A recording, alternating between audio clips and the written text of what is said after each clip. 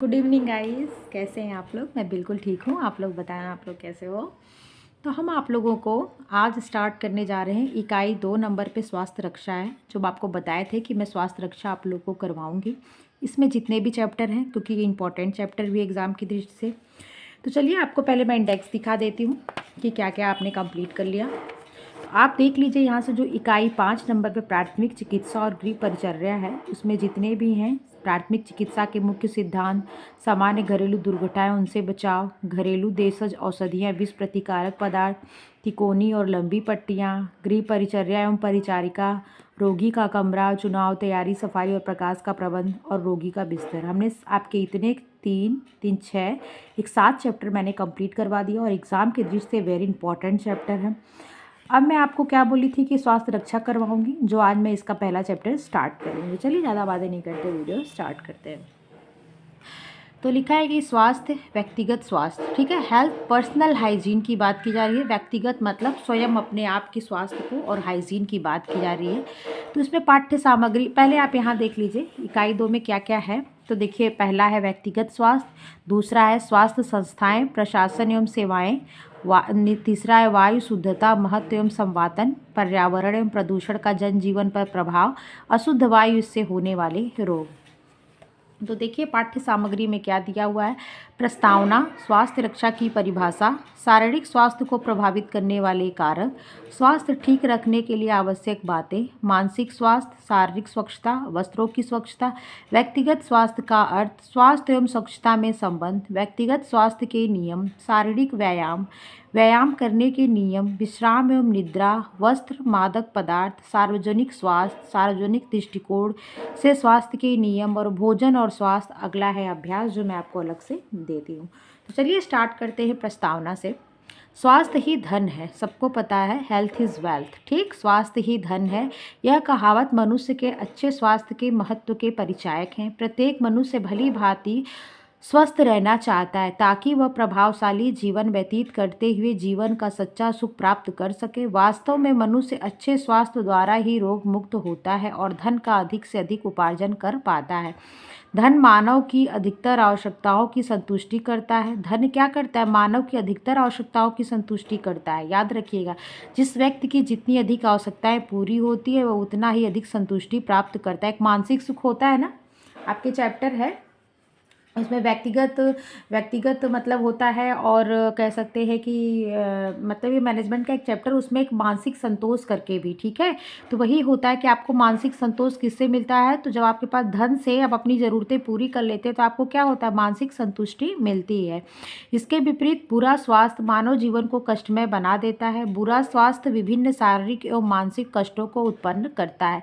इससे मानव सदैव दुखी रहता है और वह विभिन्न प्रकार की क्रियाएं, विशेषकर धन उपार्जन की क्रियाओं में भली भांति संलग्न नहीं हो पाता, तथा अपने रोग के उपचार हेतु अपनी आय का अधिकांश भाग औषधियों आदि पर व्यय करता है। और सिंपल सी बात है, अगर जिस घर में 2-4 रोगी हैं तो जितनी कमाई नहीं उससे ज़्यादा दवाई में पैसा चला जाता है।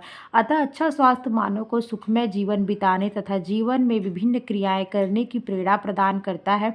वास्तव में स्वस्थ मनुष्य ही शारीरिक, मानसिक, आर्थिक, सामाजिक उन्नति कर पाता है। जो स्वस्थ रहेगा, जो उसका हेल्थ सही रहेगा, वही तो शरीर शारीरिक रूप से स्वस्थ रहेगा। जब शरीर उसका स्वस्थ है, शरीर के अंदर मस्तिष्क भी आता है, तो आपका मानसिक विकास अच्छा होगा, ठीक है।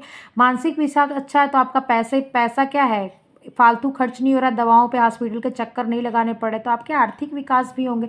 क्योंकि आप इस बस एक वजह नहीं कि आपके पास बीमारी नहीं तो आपके पास आर्थिक विकास है, नहीं। अगर आप शारीरिक रूप से ठीक है, मानसिक रूप से ठीक है, तो कहीं आप प्रोग्रेस करे होंगे, आप क्या सफलता की सीढ़ी पे होंगे। तो आपका अर्थ वैसे ही, आपकी इकोनॉमिकल स्टेज अच्छी होगी। अगर ये अच्छी है तो सामाजिक उन्नति आपकी होना तय है, ठीक है। अच्छा स्वास्थ्य शरीर में स्फूर्ति, मस्तिष्क में ताजगी, मन में धैर्य, कठिन से कठिन कार्य करने की प्रेरणा एवं शक्ति उत्पन्न करता है। अतः अच्छा स्वास्थ्य मानव जीवन की अमूल्य निधि है। तो हो गया प्रस्तावना, ठीक है।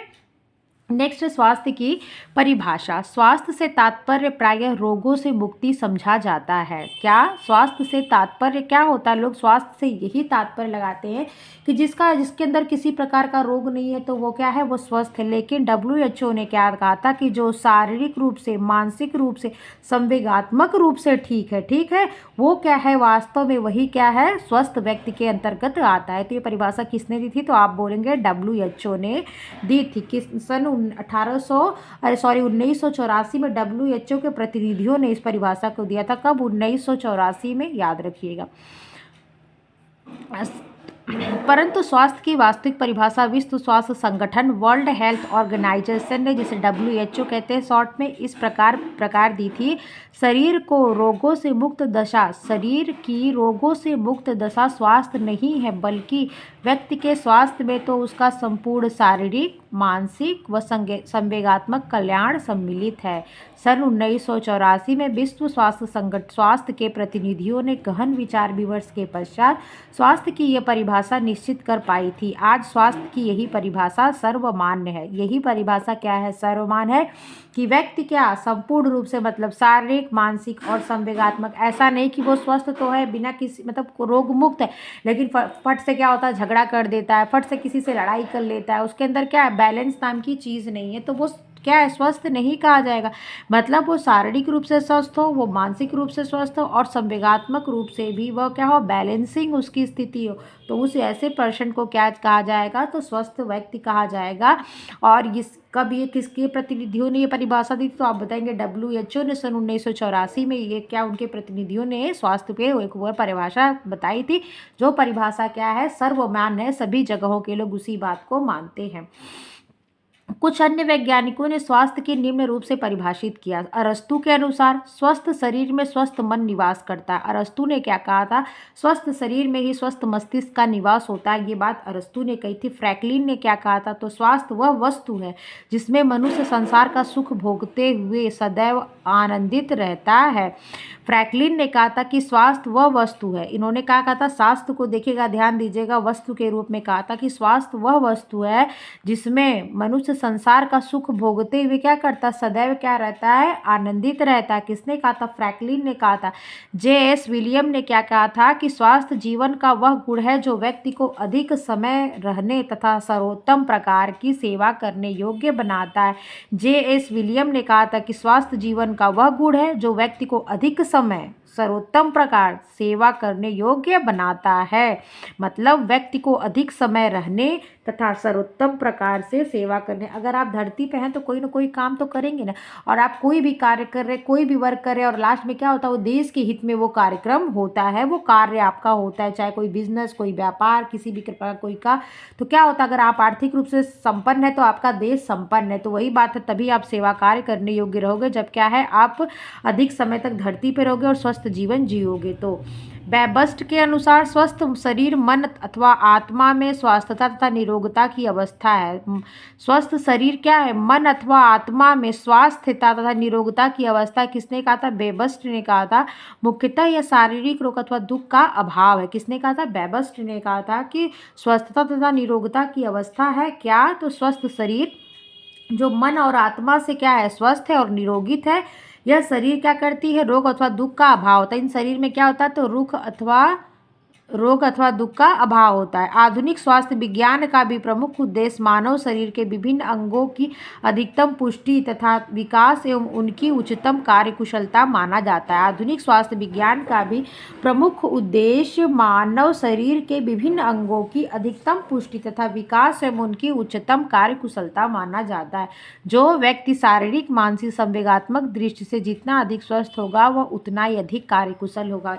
मतलब कहने का है कि स्वास्थ्य की परिभाषा में ये बात कही गई है कि जो व्यक्ति, पहले तो लोग मानते थे या प्रायः माना जाता है कि जो व्यक्ति रोग से मुक्त है वो स्वस्थ है, लेकिन नहीं। जब 1984 में WHO की परिभाषा आ गई, उनके प्रतिनिधियों ने इसके ऊपर परिभाषा दिया कि स्वस्थ शरीर उसे कहा जाएगा जो क्या होगा, शारीरिक रूप से, मानसिक रूप से तथा संवेगात्मक रूप से क्या है, मतलब संतुलित है, बैलेंस है और स्वस्थ है। उसी व्यक्ति को कहा जाएगा। तो स्वास्थ्य मतलब कहा जाए कि वो व्यक्ति क्या है, स्वस्थ है, उसका स्वास्थ्य ठीक है। अरस्तु ने क्या कहा था कि स्वस्थ शरीर में ही स्वस्थ मस्तिष्क का निवास होता है। फ्रैंकलिन ने कहा था कि स्वास्थ्य वह वस्तु है जिसमें मनुष्य संसार का सुख भोगते हुए क्या करता है, आनंदित रहता है। इन्होंने फ्रैंकलिन ने कहा था कि सुख भोगो और आराम करो। क्या कहा था? सुख भोगो, आराम करो। किसने कहा था? फ्रैंकलिन ने कहा था सुख भोगो, आराम करो। और अरस्तु ने क्या कहा था, स्वस्थ शरीर में स्वस्थ मस्तिष्क निवास करता है। और जेस विलियम ने कहा था कि स्वस्थ जीवन का गुण है, व्यक्ति जब जितने अधिक समय तक धरती पर रहेगा सर्वोत्तम प्रकार से सेवा करने योग्य बना रहेगा। बेबस्ट ने क्या कहा था, स्वस्थ शरीर मन अथवा आत्मा, मन और आत्मा में स्वस्थता तथा निरोगता की अवस्था है। मुख्यतः यह शारीरिक रोग अथवा दुख का अभाव रहता है। ठीक है, इतनी चीज़ें आप समझ गए। स्वास्थ्य क्या होता है, तो स्वास्थ्य का मतलब है जब आप शारीरिक रूप से, मानसिक रूप से और संवेगात्मक रूप से स्वस्थ हैं तो ही आपका अच्छा स्वास्थ्य है। ठीक है, अरस्तु ने क्या कहा था कि स्वस्थ मस्तिष्क, स्वस्थ शरीर में स्वस्थ मस्तिष्क का निवास होता है। और फ्रैंकलिन ने कहा था सुख भोगो और आनंद करो। टिक पकड़ लेना है एक शॉर्ट इसका। ठीक है, बेबस्टर ने कहा था कि ये जो क्या कहते हैं, ये जो धरती, अगर आप शरीर और आप मन से स्वस्थ हैं तो ज़्यादा समय तक धरती पर रहेंगे और लोगों की सेवा करते रहेंगे। ठीक है, किसने कहा था, बेबस्ट ने कहा था। अच्छे स्वास्थ्य के लक्षण क्या होते हैं तो देख लीजिए। विस्तृत विवेचन के लिए स्वास्थ्य के लक्षणों का उल्लेख करना अति आवश्यक है। अच्छे स्वास्थ्य एवं स्वस्थ व्यक्ति के मुख्य लक्षण निम्नलिखित हैं। नंबर 1, स्वस्थ व्यक्ति का शारीरिक भार उसके शरीर की लंबाई के अनुपात में उचित होता है। जैसे आरडीए आता है, आईसीएमआर, कुछ जो स्वास्थ्य संगठन है वो मिलके क्या करते हैं, आरडीए देते हैं ना, आरडीए कि आपका अगर आप मीडियम हाइट के हो, इतनी हाइट है तो कितना वजन होना चाहिए, अगर आप ज़्यादा काम करते हो तो आपका कितना वजन होना चाहिए, आप हल्का काम करते हो तो आपको कितना वजन होना चाहिए, आप कितनी कैलोरी लेते हो, उस वजन के अकॉर्डिंग कितनी कैलोरी ले रहे हो, कितना प्रोटीन, कितना कार्बोहाइड्रेट जिसको सीएचओ कहते हैं, वो कितना आप विटामिन्स ले रहे हो, कितना आप आयरन ले रहे हो, कितना आप खनिज और मिनरल्स ले रहे हो, कितना फाइबर ले रहे हो, तो ये सब चीज़ें होती है। तो इसी चीज़ को बताया कि लंबाई के, स्वस्थ व्यक्ति का शारीरिक भार उसके शरीर की लंबाई के अनुपात में होता है। स्वस्थ व्यक्ति का वजन तो सामान्य से कम होना चाहिए और नहीं सामान्य से अधिक होना चाहिए। स्वस्थ व्यक्ति का अस्थि संस्थान सुविकसित होना चाहिए। मतलब जो अस्थि संस्थान, जो मतलब आपका जो शारीरिक ढांचा है ना, जो ये मतलब हड्डियां, जो आपकी बोन्स हैं, वो क्या है, अस्थि संस्थान सुविकसित हो। शरीर में सभी अस्थियों में अनावश्यक झुकाव हो, घुमाव, मतलब हड्डियां आराम से लचीली हो, झुक जाती हो। ऐसा नहीं कि गाउट हो, गठिया हो गया, दर्द कर रहा, कमर दर्द करी, उठ ही नहीं पाते, बैठ जाते, ये सब चीज़ें ना हो। मतलब अगर आप स्वस्थ रहेंगे तो ये सब चीज़ें सही से रहेगा।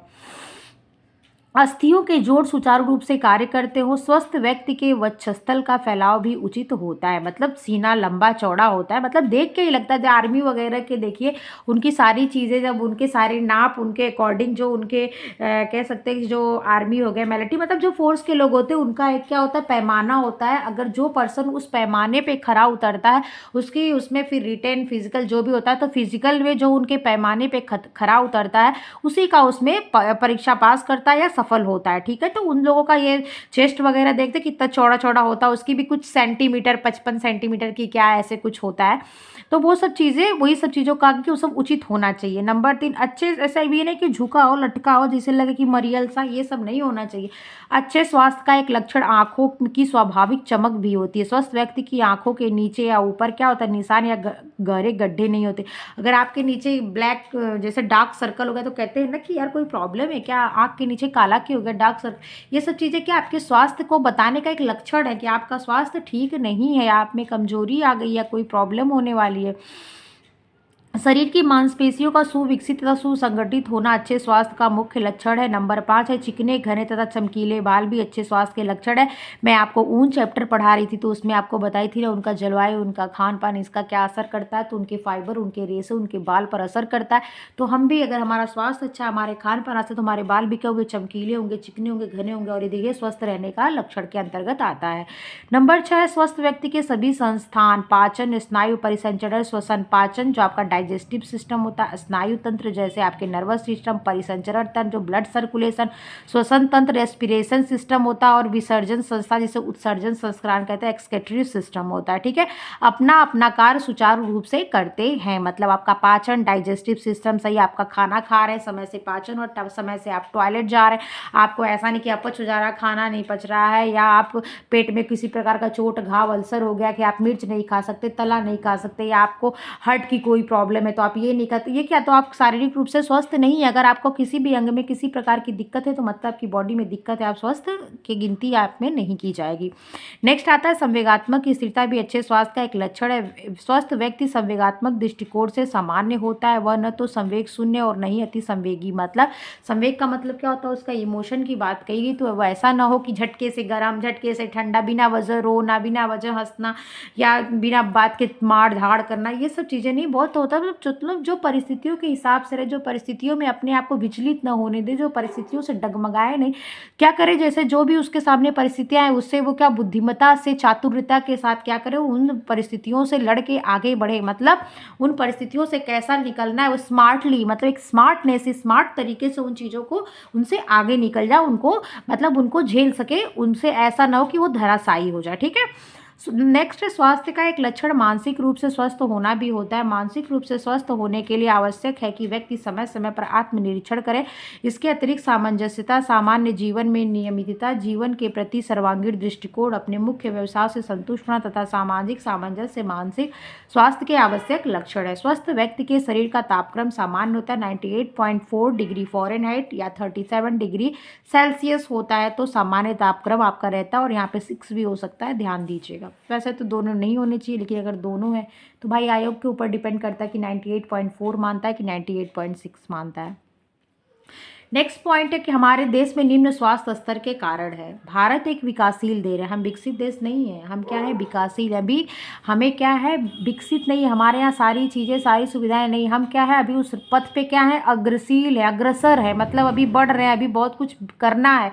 तो इसलिए हम क्या है, हम पिछड़े भी नहीं हैं, लेकिन हम क्या है, विकसित भी नहीं है, हम क्या है, विकासशील हैं, मतलब रास्ते पे लगे हुए हैं। तथा अन्य विकसित देशों की तुलना में हमारे देश में स्वास्थ्य का सामान्य स्तर निम्न है। कहने का मतलब जो विकसित देश जैसे अमेरिका हो गया, वेस्टर्न ब्रिटेन हो गया, इंग्लैंड हो गया, ये सब देश क्या है, सब विकसित है। जैसे रूस हो गया, ये सब क्या है, ये सब विकसित देश है ना। तो यहाँ पे क्या है, तो इनके पास स्वास्थ्य की सुविधाएं बहुत अच्छी हैं, इनके पास हर चीज़ से लड़ने की क्षमता है। लेकिन जो ये कोविड आया था ना, सबको बुद्धि सिखा दिया, सब लोग धराशायी हो गए। ठीक है। स्वास्थ्य स्तर के निम्न होने के कारण देश की प्रगति पर भी प्रतिकूल प्रभाव पड़ता है। अगर स्वास्थ्य स्तर निम्न है, जैसे अभी सिंपल सी बात है, आप चाइना में देख लीजिए, इतना तेज कोविड हो रहा है, इतना तेज कोरोना से लोग पीड़ित हो रहे हैं, तो क्या वहाँ का जो कह सकते हैं, वहाँ के जो देश के, वहाँ की देश की प्रगति पे क्या उसका प्रतिकूल ही प्रभाव पड़ रहा है ना, न्यूज़ में आ रहा है। फिर वो सारे डॉक्टर, सारे नर्स, सारे देश की जो पैसे हैं, जो मेंटली हरास हो रहा है, वो हो रहा है लोगों का, तो उसका क्या होगा। कहते हैं ना, हमारे देश का, अगर हमारे देश का एक नागरिक अपने लिए ही अगर आर्थिक रूप से मजबूत हो रहा है, तो वो लास्ट में क्या हो रहा है, देश को क्या कर रहा है, आर्थिक रूप से मजबूत कर रहा है। तो वही चीज़ है कि अगर जिस देश के स्वास्थ्य का स्तर निम्न होगा, वहाँ की प्रगति पे क्या होगा, इसका बुरा प्रभाव पड़ता है। वही लिखा है, प्रतिकूल प्रभाव पड़ता है। हमारे देश में असंख्य व्यक्ति कुपोषण तथा कुपोषण जनित रोगों के शिकार है। सबसे बड़ी बात तो हमारे देश में क्या होता है, क्वाशियोरकर, मेरास्मस, इन रोगों का सबसे ज़्यादा एनीमिक ज़्यादा होते हैं हमारे देश में। विटामिन ए की ज़्यादा कमी होती है। ठीक है। आयोडीन की कमी होती है, क्षेत्रीय, जैसे तो क्षेत्रीय प्रॉब्लम है, जो ये आयोडीन की कमी, ये सब हो गया। तो ये सब चीज़ें होती, क्या होता है, मैं आपको, मेरे पास एक स्पेसिफिक बुक है इस चीज़ पे, मैं उससे भी आपको क्वेश्चन, वो भी बुक आपको दूंगी जब मैं हेल्थ वाला कराऊंगी तो उसमें। ठीक है। स्वास्थ्य का स्तर निम्न होने के कारण निम्नलिखित है। सबसे पहला कारण निर्धनता, अज्ञानता या अशिक्षा होती है। सबसे पहला कारण निर्धनता होती है, अशिक्षा होती है, अज्ञानता होती है। यही सब कारण क्या होते हैं, ये सब कारण बहुत ही इंपॉर्टेंट होते हैं। तो नंबर 1 क्या दिया, निर्धनता। भारत में निर्धनता का बोलबाला है। असंख्य परिवारों को भरपेट भोजन भी उपलब्ध नहीं है।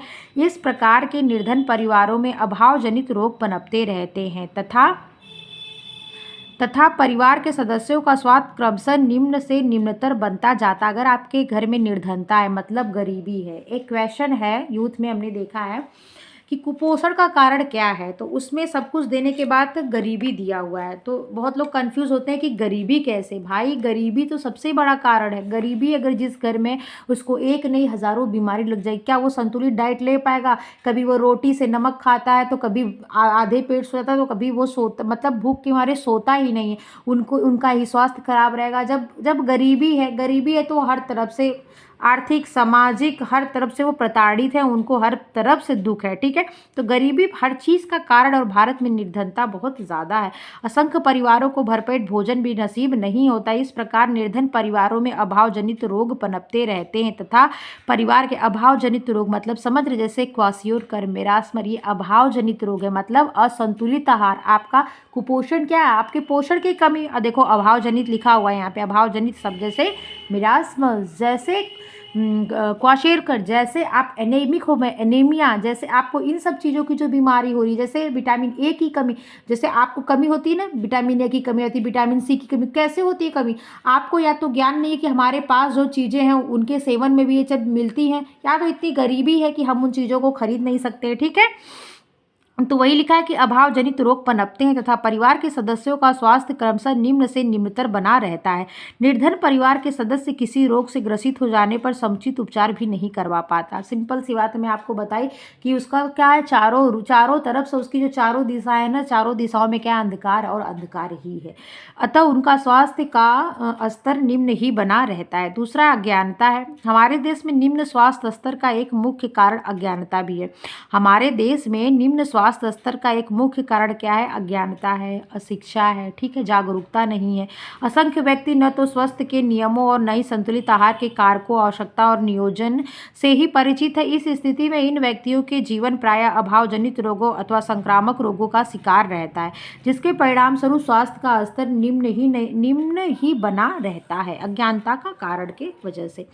नेक्स्ट है कि चिकित्सा सुविधाओं की कमी। चिकित्सा सुविधाओं का मतलब क्या? हेल्थ की सुविधाएं, मतलब आपके यहाँ न हॉस्पिटल की कमी है, धन है नहीं है, गरीबी है, तो वो सुविधाएं आपको नहीं मिल पा रही हैं। आप प्रशिक्षित नहीं हैं, आप जानकार नहीं है, लोगों को दूर जाना पड़ता है, उनके पास में क्या है कि कोई हेल्थ की सुविधा नहीं है, कोई केंद्र नहीं है। तो ये सब भी वजह हो सकती है स्वास्थ्य के स्तर का निम्न कारण का।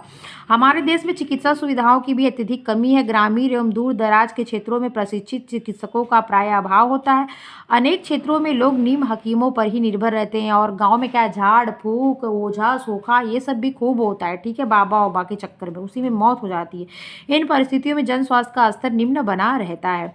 नंबर 4, बुरी आदतें। विभिन्न कारणों से हमारे देश के असंख्य व्यक्ति बुरी आदतों के शिकार होते हैं। गरीबी जो गरीबी है ना, हर एक बुरे काम का क्या है, जड़ है। जो गरीब होते हैं, जिनके पास खाने के लिए था, वो चोरी चमारी, इधर उधर लूटना झूठना, सारे जितने गलत काम होते हैं, गरीबी बहुत बुरी चीज़ है। ये कुछ भी करवाने को मजबूर कर देती है भाई। बहुत लोग होता है ना जो चोरी करते हैं, छिनैती करते हैं, बहुत लोग की तो मजबूरी होती है कि उनको वो करना पड़ता है। बच्चे भूखे हैं, सब भूखे, कोई रास्ता ही नहीं। ये कोरोना जब से आया सारे रास्ते बंद हो गए, कुछ भी नहीं है। गवर्नमेंट ने इतनी सुविधाएं दे रही है ना, कुछ कर रही है, जो कंपनी थी सब बंद कर दी। इंसान इन सब चीज़ों को करने के लिए मजबूर हो गया बेचारा, क्या करे। वे तरह तरह के नशे से व्यसन करते हैं। इन बुरी आदतों से वे साधारण एवं गंभीर रोगों के शिकार हो जाते हैं। परिणाम स्वरूप उनके स्वास्थ्य का स्तर भी क्या होता है, निम्न बना रहता है। आपने कारण देख लिया, निर्धनता दिया, अज्ञानता दिया, चिकित्सा सुविधाओं की कमी दिया और बुरी आदतें दी। निर्धनता को नंबर 1 पे दिया, ध्यान रखिएगा। स्वास्थ्य को प्रभावित करने वाले कारक। तो स्वास्थ्य को प्रभावित करने वाले कारक निम्न हैं। आपका रहन सहन, आप कैसे रहते हो, कहाँ रहते हो, कैसे अपनी ज़िंदगी को आप चला रहे हो। जैसे आप जहाँ रहते हो वहाँ पे कहीं रुका पानी तो नहीं इकट्ठा है, उसमें मच्छर तो नहीं पले हुए हैं, जो पानी आप पी रहे हो वो पानी अशुद्ध तो नहीं है, या जहाँ आपके घर के पास जो आपकी नाली गई है वो खुली तो नहीं है। बहुत सारी चीज़ें हैं, बहुत सारे फैक्टर जो आपके स्वास्थ्य पर प्रभाव डालते हैं। जैसे अगर पानी रुका उसमें मच्छर पनपेंगे, आपको असमय बुखार होगा, मलेरिया होगा, ठीक है। आपका पानी नहीं सही है, जो हैंड पाइप आप यूज़ कर रहे हैं, जो पानी पी रहे हैं वो दूषित है, तो आपको बहुत सारी पेट संबंधी प्रॉब्लम, डायरिया हो जाएगी, टाइफाइड हो जाएगा, ये सही चीज़ें आपको होती रहेंगी। अगर आपके पास अशिक्षा, आपको ज्ञान नहीं है कि हाथ धुल के खाना खाना है, खाने को ढक के रखना, मक्खियों को नहीं बैठने देना, ये वाहक होती है बीमारियों का, तो इससे क्या होगा, आपके रहन सहन का अगर अच्छा स्तर नहीं होगा तो आप विभिन्न प्रकार के बीमारियों से, रोगों से ग्रसित रहेंगे।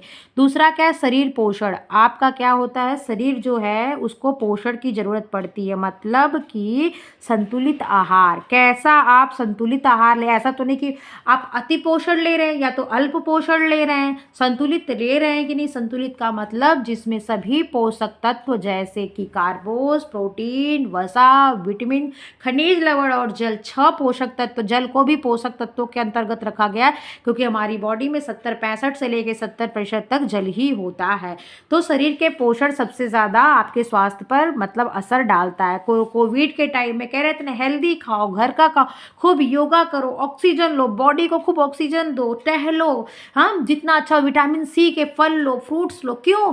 क्योंकि आपकी बॉडी, आपकी इम्यून अच्छा रहेगा, आपकी प्रतिरोधक क्षमता अच्छी रहेगी, तो आप रोगों से लड़ सकेंगे। अगर वो कोविड आपके पास आएगा, उसके वायरस आपके ऊपर अटैक करेंगे, तो क्या होगा? आपकी बॉडी में ऑक्सीजन है, ब्लड ऑक्सीजन है, तो ब्लड प्योर है, ब्लड को प्योर कर रहा है ऑक्सीजन। आपकी फेफड़े क्या है? मजबूत है, स्ट्रांग है। तो उनको क्या, जब वो कोविड आएगा तो आप उससे लड़ लेंगे, क्योंकि आपके अंदर प्रतिरोधक क्षमता, इम्यून सिस्टम आपका मजबूत है। शरीर का पोषण आपके ऊपर यही असर डालता है। आपकी प्रतिरोधक क्षमता अच्छी होती है, आपकी बॉडी, आपकी मसल्स, आपका चेहरा, अनेक रोगों से आप दूर रहते हैं। रोगों से मुक्ति, यही सब कारण है कि आप रोगों से मुक्त रहेंगे।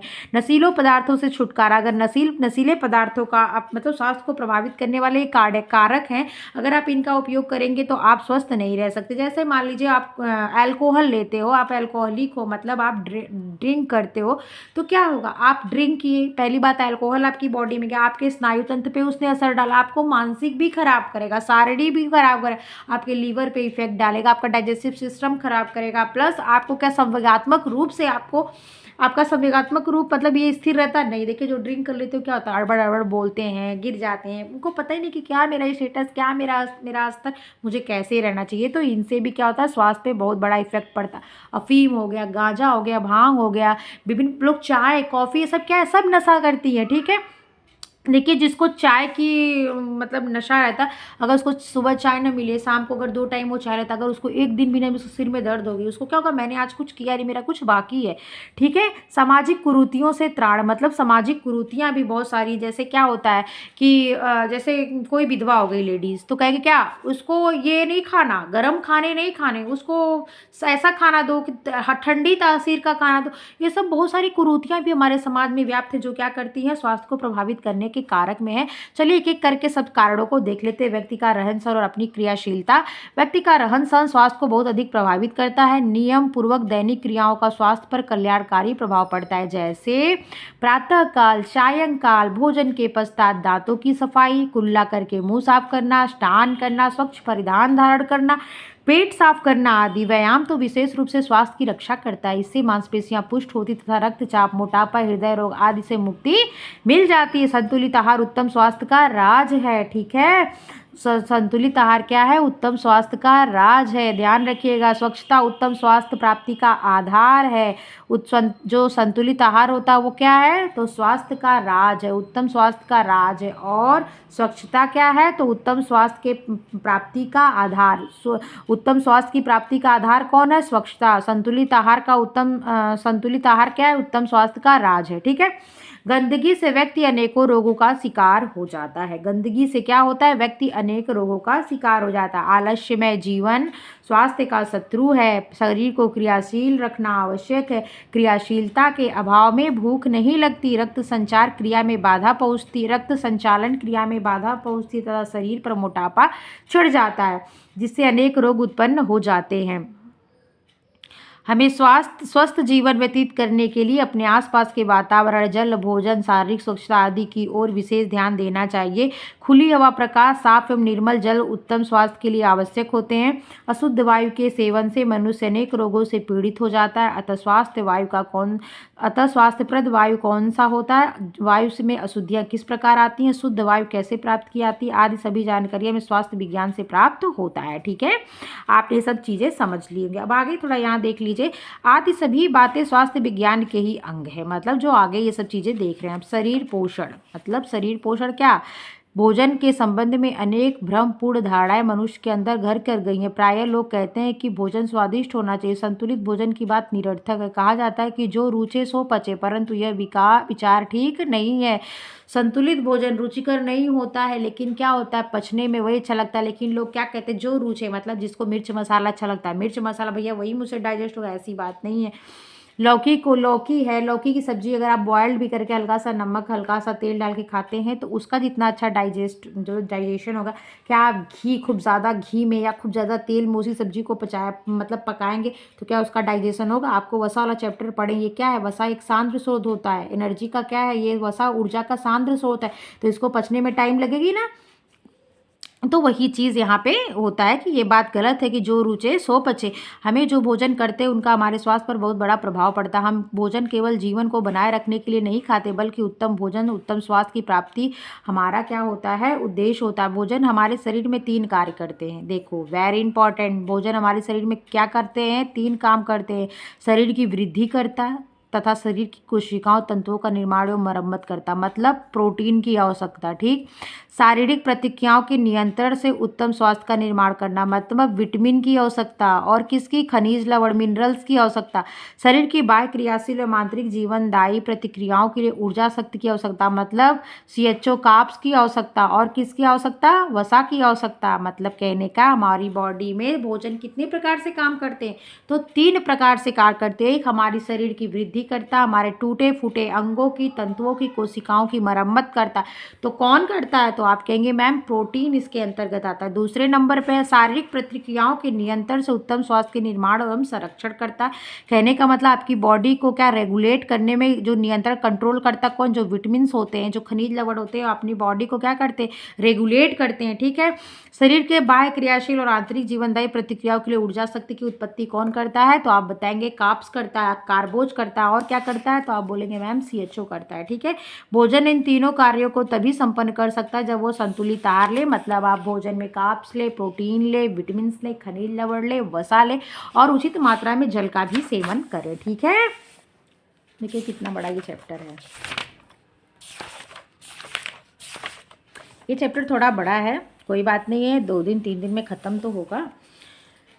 स्वास्थ्य के सभी आवश्यक तत्व उचित मात्रा में विद्यमान होते हैं, जैसे शरीर वृद्धि तथा कोशिकाओं के निर्माण एवं मरम्मत के लिए प्रोटीन, स्वास्थ्य प्रतिरक्षा के लिए विटामिन व खनिज लवण तथा ऊर्जा प्राप्ति के लिए कार्बोहाइड्रेट, जो मैं आपको आगे बताई ना वही चीज़ दे रहा है। कार्बोहाइड्रेट एवं वसा दूध दही फल सब्जी अंडा मछली मांस मांसाहारियों के लिए तथा साबुत अनाज होल ग्रेन दाल तथा चना आदि का भोजन में आवश्यकता अनुसार सम्मिलित करके आहार संतुलित हो जाते हैं। रेशेदार सब्जियां फलें छिलकेदार दालों के प्रयोग से कब्ज दूर होता है। कब्ज से बचना उत्तम आवश्यक स्वास्थ्य के लिए आवश्यक है। जैसे रेशेदार फल, जैसे आपका क्या होगा, आप जैसे संतरा खाते हो तो आप खाते हो तो उसमें से फाइबर्स टाइप का निकलता है ना। जैसे आप अमरूद गुआवा खाते हो, ये सब क्या है? ये सब फल रेशेदार फल होते हैं। फल जो है जिसमें उसके ऊपर जो सेलुलोज है उसमें मतलब रेशे होते हैं। फलों के छिलकेदार दालें, जो आप दालें जो होल ग्रेन दाल होती है जो पूरी, जैसे आप कहते हो कि आटा चाल के नहीं खाना चाहिए, आटा को चोकर के साथ खाना चाहिए, तो वही सेलुलोज है। ठीक है। इससे किस चीज़ से आप दूर होंगे? तो आप कहेंगे मैम सेलुलोज कब्ज में ये चीज़ क्या करते हैं? फायदा करते हैं। अंकुरित चना मूंग तथा मसूर की दालें स्वास्थ्य के लिए विशेष रूप से लाभकारी होती। क्या? अंकुरित चना मूंग और मसूर की दाल, ये सब अंकुरित स्प्राउट करके खाने कह रहे हैं। क्यों? क्योंकि ये क्या होता है, ये पाचन जब ये स्प्राउट कर देते हो, अंकुरित कब करोगे? जब इसे आप पानी में सोक करोगे, भिगोगे, तो इसमें क्या होता है, जो इस पर ट्रिप्सिन इनहिबिटर होते हैं, जो इनके खराब तत्व होते हैं इनके ऊपर, ये क्या करते हैं? ये टूट जाते हैं, मतलब ये कमजोर पड़ जाते हैं। और जो इनके ऊपर स्टार्च होता है वो क्या होता है, जो क्या वो नाजुक हो जाता है, पचने के लिए वो मतलब कहने का पचने के लिए वो सुपाच्य हो जाता है, कह सकते हो आप। और क्या होता है, तो इसमें जो ये स्प्राउट इसमें जब आता है तो इसमें विटामिन C का क्या हो जाता है? उत्पादन हो जाता है। विटामिन C इसमें उत्पन्न हो जाता है और विटामिन B ग्रुप का B1 B2 और नियासिन अच्छी मात्रा में प्राप्त होता है, इसलिए स्प्राउट वगैरह लेना अच्छा होता है। प्रातः काल में किसी न किसी अंकुरित अनाज का प्रयोग अवश्य करना चाहिए, इससे हमारे शरीर को भरपूर पौष्टिक तत्व प्राप्त होते हैं। इस प्रकार भोजन की उपयुक्तता एवं पर्याप्तता पर शरीर की स्वास्थ्य बहुत कुछ निर्भर है। भोजन हमारे शरीर को क्रियाशील रखने के लिए ईंधन का कार्य करते हैं। मतलब आपको जैसे मैंने आपको बताया था ना, ईंधन ऊर्जा को किस में नापते हैं? कैलोरी के साथ। और किस में नापते हैं? तो आप कहेंगे मैम इंटरनेशनल जूल है उसमें नापते हैं। तो आपको मैं बताई थी, एक चैप्टर पढ़ा रही थी जब कह रहे थे बुखार, जब आप कहते हैं आधारी चयापचय दर क्या होती है, जिसमें क्या बेसल मेटाबॉलिज्म रेट जो होता है बढ़ता है आपका 7%। तो वही चीज़ है, उस पर बहुत सी चीज़ें क्या करती है, इफेक्ट डालती हैं। जैसे हम अभी क्या बता रहे थे,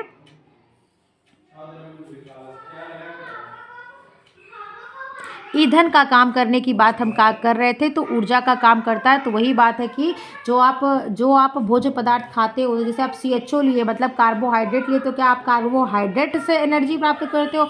आप बोलोगे नो मैम, कार्बोहाइड्रेट का जो सबसे सरलतम रूप होता है ग्लूकोज, वो हमें एनर्जी देने का काम करता है।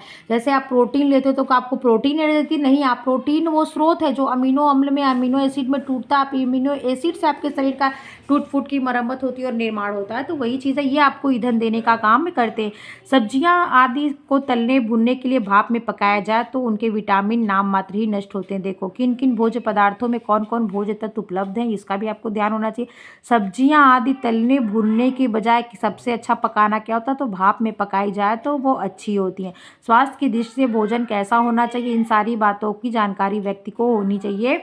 आज बस यहीं तक रहने देते हैं, कल आगे बताएंगे, ज़्यादा बता देंगे ओवर हो जाएगा। वैसे भी आधा घंटा से ऊपर क्लास हो गई है। चलिए ठीक है, आप लोग को मेरी वीडियो अच्छी लगती है लाइक शेयर सब्सक्राइब कर दिया करिए। देखने के लिए आप लोग को बहुत बहुत थैंक यू। अपना भी ध्यान रखिए आप लोग। Take care.